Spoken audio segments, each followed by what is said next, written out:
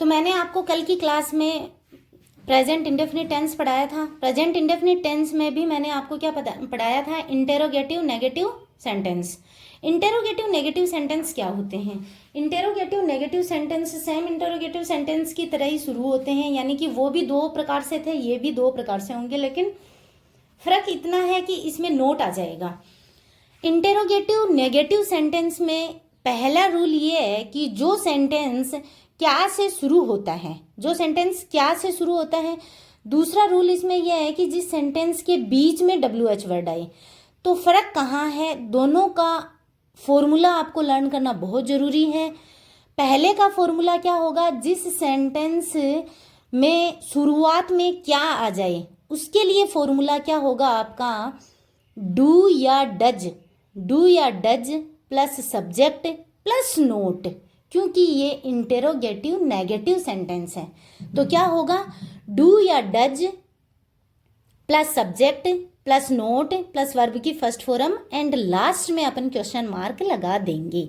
अच्छा, जो सेंटेंस क्या WH वर्ड, यानी कि जिस सेंटेंस के बीच में WH वर्ड आए तो वो सेंटेंस कैसे शुरू करेंगे अपन, उनकी इंग्लिश कैसे बनाएंगे, इसका फॉर्मूला भी लर्न करना बहुत ज़रूरी है।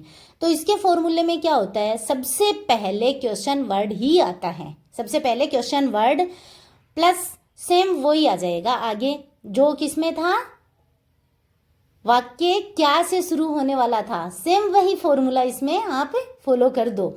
जैसे कि क्वेश्चन वर्ड प्लस डू या does plus subject plus note plus verb की फर्स्ट फॉर्म एंड लास्ट में क्वेश्चन मार्क। जैसे जैसे मैं बोल रही हूँ, जैसे जैसे मैं आपको समझा रही हूँ, मेरे साथ साथ आप लिखते जाइएगा और आप इसको समझते रहिएगा। अच्छा, इसके एग्जाम्पल्स देख लीजिए। एग्जाम्पल्स क्या है? जो क्या से शुरू हो रहा है, क्या तुम नहीं दौड़ते हो, क्या तुम नहीं दौड़ते हो। तो इसमें सबसे पहले तो आपको नाउन देखना है, सिंगुलर नाउन है या प्लूरल नाउन। प्लूरल नाउन है। प्लूरल नाउन के साथ में क्या आता है? डू या डज, तो डू आता है। ओके, सेंटेंस किससे शुरू होगा? डू से। तो डू यू नोट, सब्जेक्ट के बाद में क्या लिखा था मैंने फॉर्मूले में? नोट, बाद में वर्ब की फर्स्ट फॉर्म रन, बाद में क्वेश्चन मार्क, तो क्वेश्चन मार्क सेम आ गया। ओके, क्या वह नहीं सोता है, तो क्या से शुरू हो रहा है?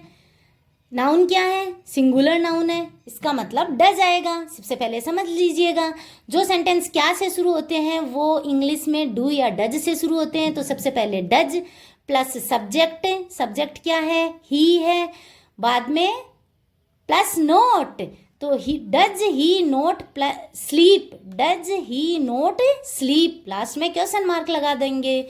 रूल नंबर 8 है अपना, तुम चाय कब नहीं पीते हो। तुम चाय कब नहीं पीते हो, तो ये कब नहीं पीते हो सेंटेंस के बीच में WH वर्ड आया है। जहां सेंटेंस के बीच में WH वर्ड आएगा तो वो सेंटेंस WH वर्ड से ही शुरू होगा। वैन सेम वही फॉर्मूला रखना है, WH वर्ड प्लस डू या does plus subject plus note plus verb की फर्स्ट फॉर्म, लास्ट में क्वेश्चन मार्क। तो इसमें क्या आएगा? WH वर्ड क्या है? वेन है। WH वर्ड आ गया, WH वर्ड के बाद में डू लगाया है। डू यानी कि तुम क्या है? प्लूरल है, प्लूरल के साथ में डू आता है। Do you not take tea, do you not take tea. Okay, वे क्यों नहीं रोते हैं, ये आप बताइएगा मुझे, वे क्यों नहीं रोते हैं?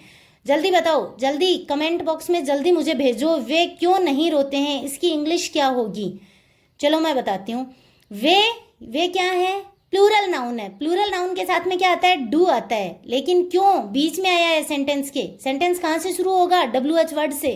तो WH word why do they not weep, why do they not weep. मुझे लगता है कि ये चीज़ें आपके समझ में आ गई होंगी और कल अपन अपनी आगे की क्लास स्टार्ट करेंगे जिसमें अपन पढ़ेंगे प्रेजेंट कॉन्टिन्यूअस टेंस, जिसको प्रोग्रेसिव टेंस भी बोला जाता है। Thank you for watching.